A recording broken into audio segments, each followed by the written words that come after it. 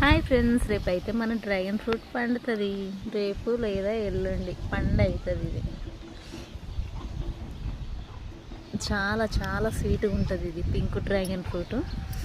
ఇది నాలుగో కాయ. ఇంత చిన్న చెట్టుకు ఇంకా ఈ టబ్బులో తెచ్చి పెట్టి